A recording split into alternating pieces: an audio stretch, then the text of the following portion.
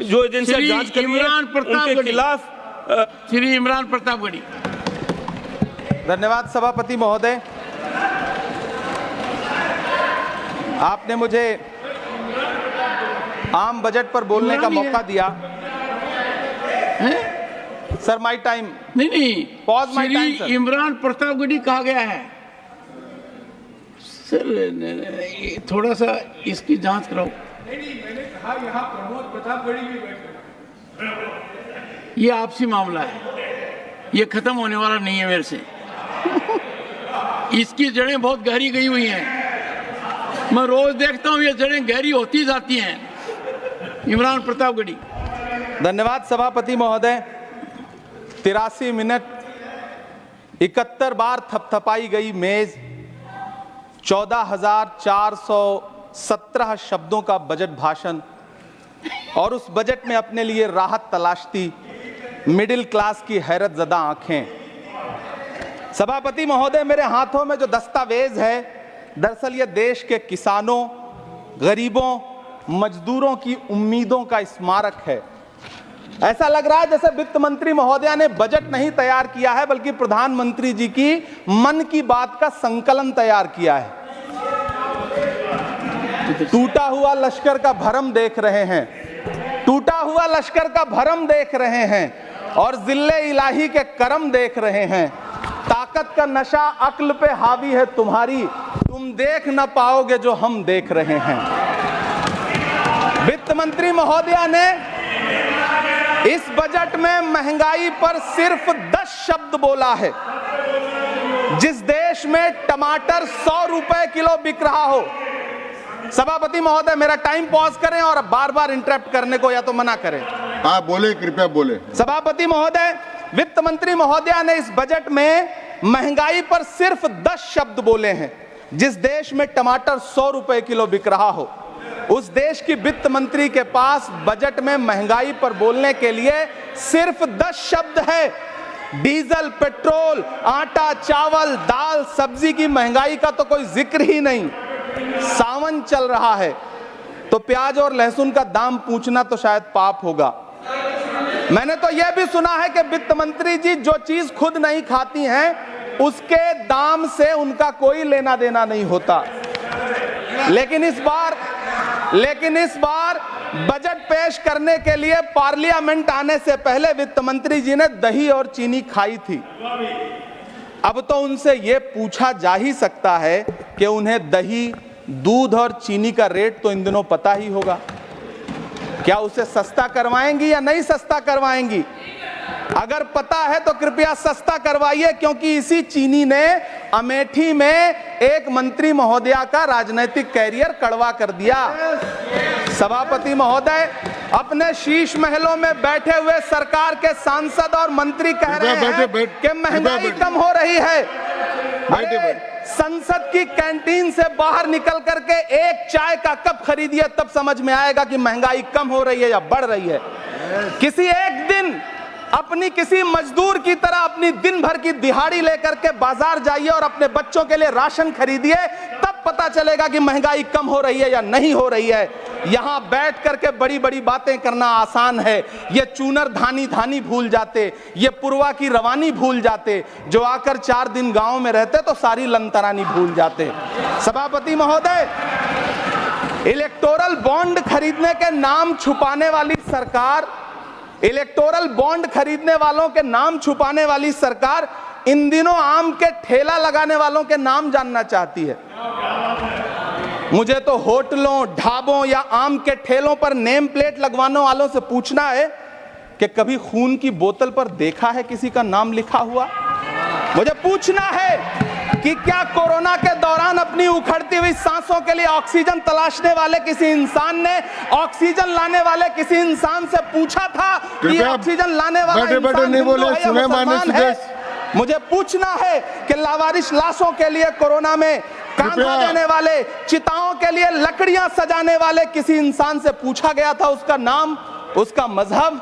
लेकिन इन दिनों पूछा जा रहा है। सभापति महोदय, अफसोस देश के प्रधानमंत्री जी ने कभी न टूटने वाली चुप्पी ओढ़ ली है।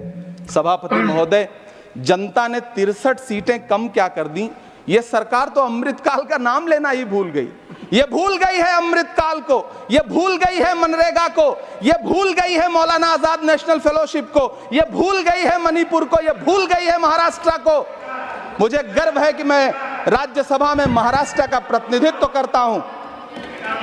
महाराष्ट्र जो देश की आर्थिक राजधानी है, जो टोटल कॉर्पोरेट टैक्स का 40%, इनकम टैक्स का 32% और जीएसटी का 20% इस देश को देता है, उस महाराष्ट्र के लिए इस बजट में एक शब्द नहीं है। आप बैठ जाए। सभापति महोदय, आखिर महाराष्ट्र से किस बात का बदला लिया जा रहा है? महाराष्ट्र ने लोकसभा चुनाव में बाबा साहब अम्बेडकर के संविधान को बचाने के लिए वोट क्या कर दिया? प्रधानमंत्री जी तो महाराष्ट्र से बदला लेने पर उतर आए। अब तो शायद उन्हें याद भी ना हो यवतमाल का वो दाभड़ी गांव जहां 20 मार्च 2014 को वो किसानों के साथ चाय पर चर्चा करने गए थे और उनकी किस्मत बदलने के सपने दिखाए थे। उसी यवतमाल में पिछले 6 महीने में 132 किसानों ने आत्महत्या की है। सभापति महोदय, महाराष्ट्र में हर महीने 209 किसान आत्महत्या कर रहे हैं। राज्य सरकार द्वारा सौंपा गया आंकड़ा बताता है कि 1 जनवरी से 31 मई के बीच 1046 किसानों ने आत्महत्या की है। लेकिन अफसोस, इस बजट में महाराष्ट्र के किसानों के लिए कुछ भी नहीं है। किसानों से चिढ़ी हुई सरकार ने बजट में किसानों के एमएसपी की लीगल गारंटी नहीं दी। लेकिन याद रखिएगा, जो किसान का नहीं वो हिंदुस्तान का नहीं।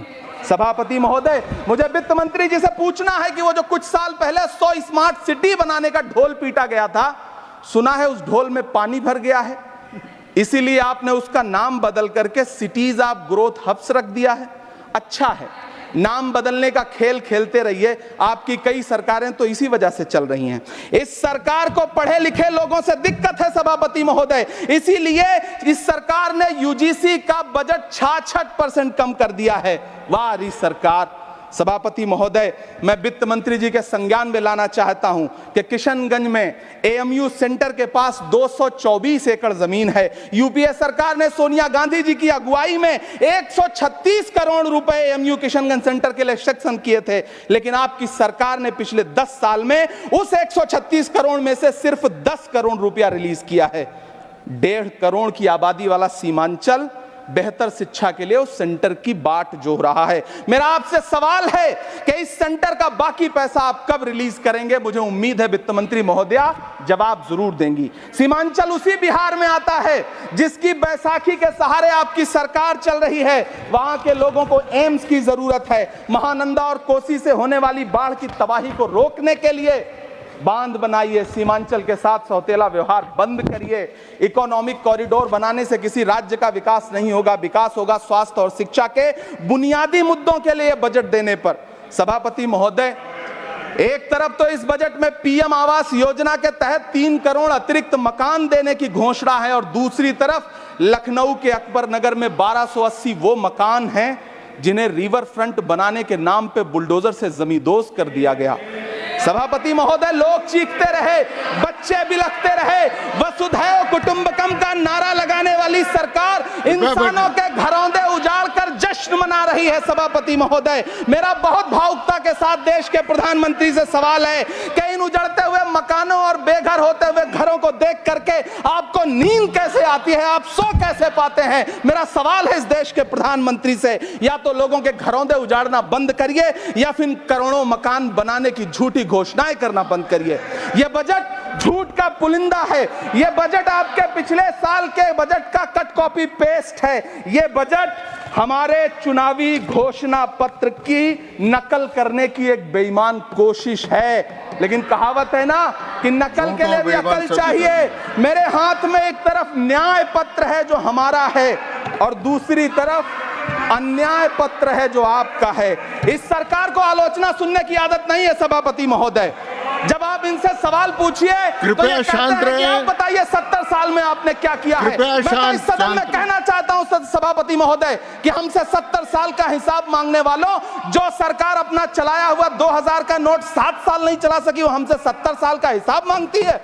सभापति महोदय, मैं अंत में आपसे यह कहना चाहता हूं ये बजट बैसाखी पर टिकी हुई कृपया सरकार सुने। का कुर्सी बचाओ बजट है। सुने। इस बजट में राज्यों के साथ, किसानों के साथ, नौजवानों के साथ, महिलाओं के साथ, देश के मिडिल क्लास के साथ अन्याय किया गया है और इस अन्याय का खामियाजा आपको महाराष्ट्र, हरियाणा और झारखंड के चुनाव में भुगतना पड़ेगा।